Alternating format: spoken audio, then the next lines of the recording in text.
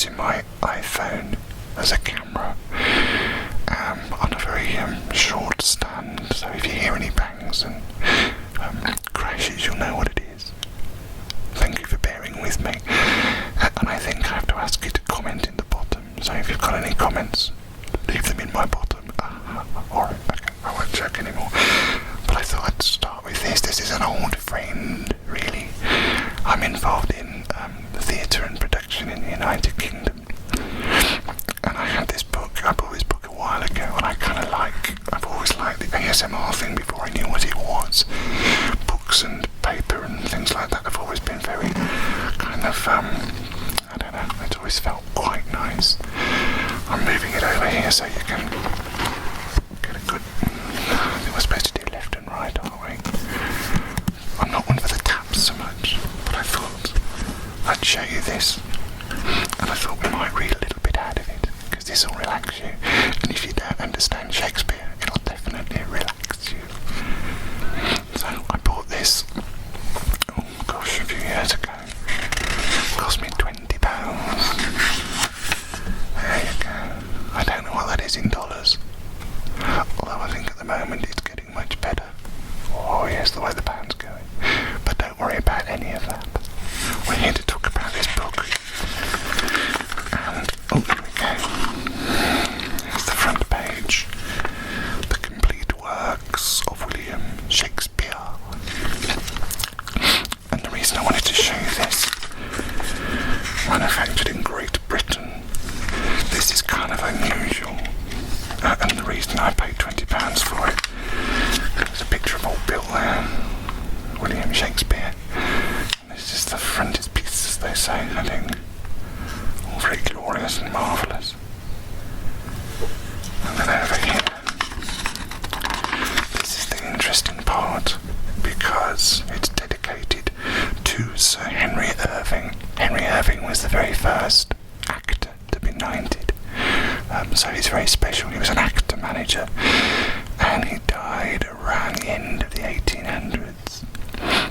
So you get some idea of how old this book is. Sir Henry Irving, who by his fine intellect and splendid accomplishment for many years illumined several of the great plays of Shakespeare throughout the stages of England and America. This volume is by permission and as a token of appreciation of his magnificent interpretation of England's greatest dramatist, respectfully dedicated. Isn't that cool? You may notice as well, the picture's changed slightly, and so is the lineup. My iPhone ran out of battery, so I've just swapped onto the iPad. It's all very basic for me, you know. But lovely book. Look at this. List of illustrations. I don't know if you can hear as well.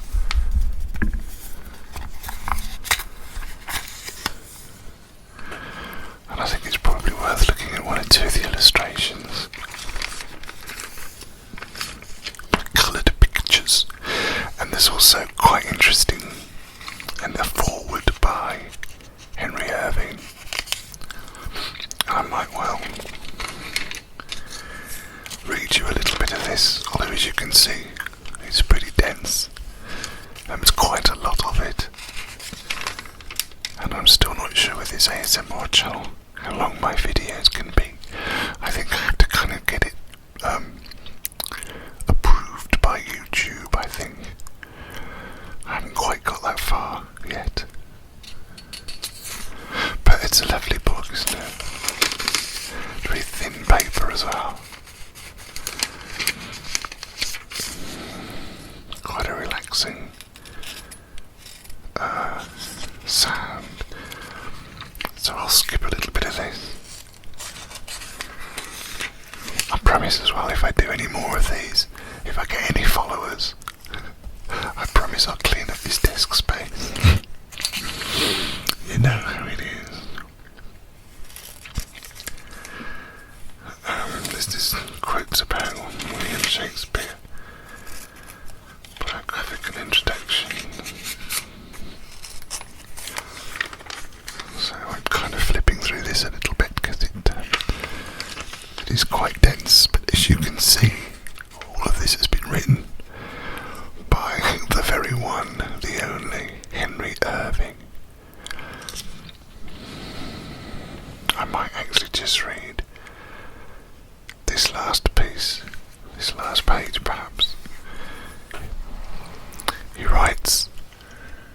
I return to the point from which I started, until it can be shown how the most alert, intellectual world of Elizabeth lent itself to a gigantic imposture, of which there is no evidence except a silly cipher. We cannot take the Baconians with the gravity they demand. And I think this was at the debate of the authorship of William Shakespeare. So it was going on even all this time ago. He finishes, I have too much respect for Shakespeare, for the stage to which he gave splendid and imperishable renown, and for the calling in which all actors reverently follow his footsteps, to suppose that he needs to be shielded against ignorance or malice.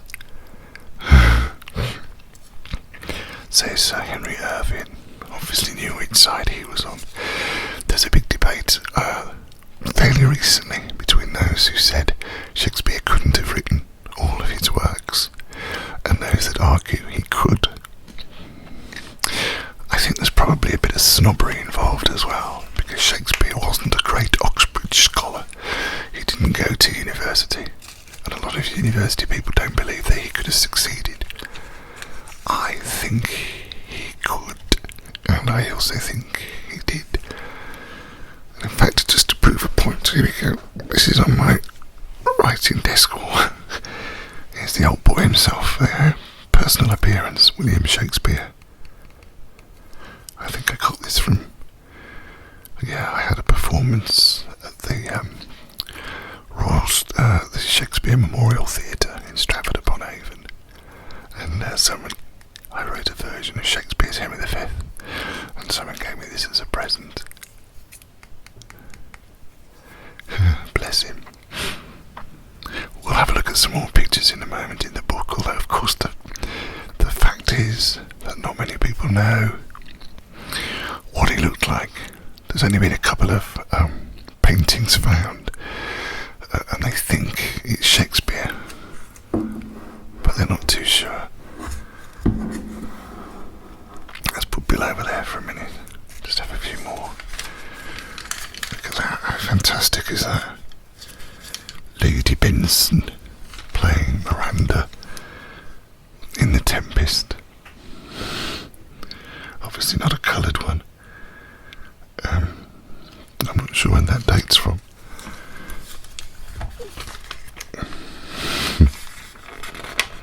Look at this guy.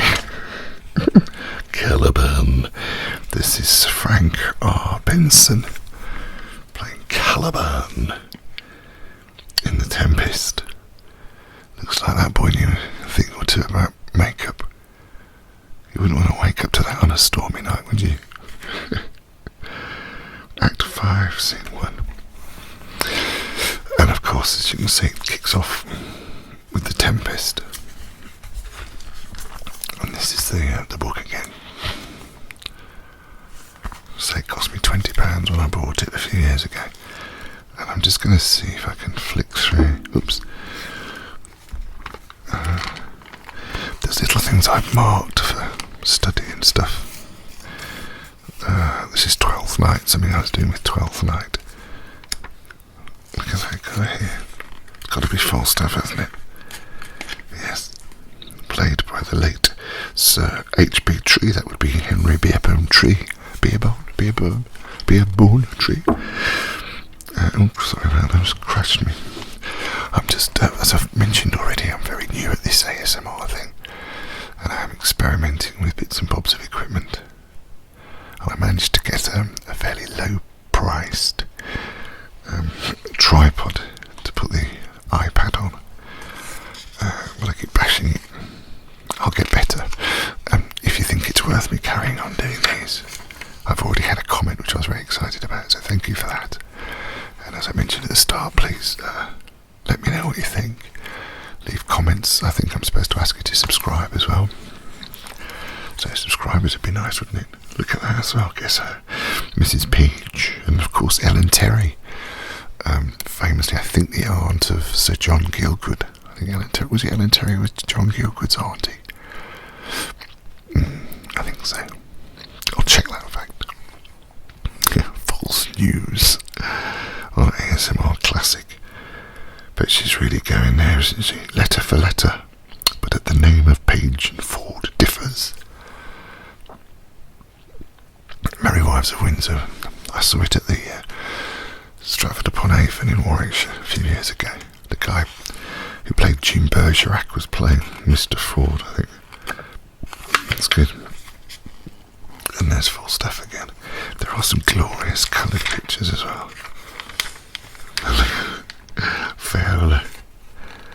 In Twelfth Night, Miss Ada Rehan. Oops, I must remember to turn my email off if we're doing relaxing videos. Last thing you want to think about is email. Sorry about that.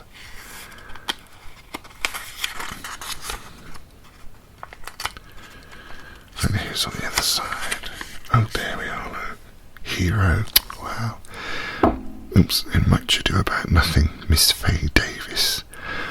One doth not know how such an ill word may empoison liking. Much Ado About Nothing. In fact, how focused is that? Is that alright? Yeah, Much Ado About Nothing. It's all in the title, really. Let me move Shakespeare out of the way because I keep banging him. Alright, see you later.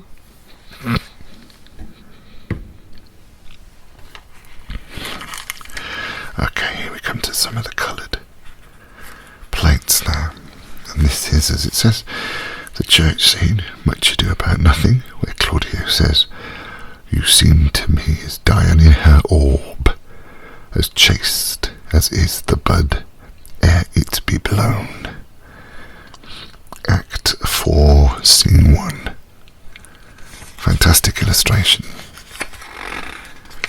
Get a load of these. These are luscious, aren't they? Or this, I should say. Malvolio, Olivia and Maria in the garden of Twelfth Night. Isn't that fantastic? Olivia, God comfort thee. Why dost thou smile on and kiss thy hand so oft?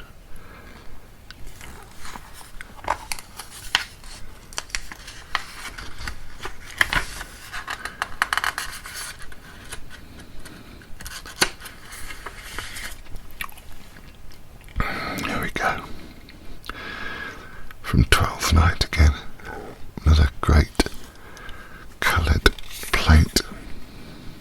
Although actually it's measure for measure that we're reading there. So they're not all sequential.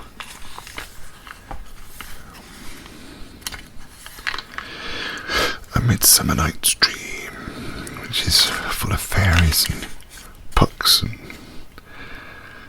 oberons, Titania, Pyramus and Thisbe, who are quite funny characters in that. They are kind of jokes that were written in the 1500s. They lose some of their meaning today. And if you don't understand Shakespeare, then that's absolutely fine. I wouldn't worry too much about it. Don't try and get all of him. You can get the sense of what's going on. The histories are quite a good place to start. Because although, I mean, look at Henry IV's. You'd be very hard pressed to remember who's who. Anyway, who's this? Oh, this is Don Pedro. This is from Much Ado About Nothing, played by the late Mr. Sidney Brough. I would have fain have it a mates. He looks a bit of a character, doesn't he? They're all late now, of course. None of these people are alive now, obviously. Such an old book. Look at that. Bottom. Great comedy character. Bottom in A Midsummer Night's Dream, played by Mr. Oscar Ashe. As I may hide my face, let me play Thisbe too. That's because there's a play within a play in A Midsummer Night's Dream, where they reenact a play. Two great comic performance.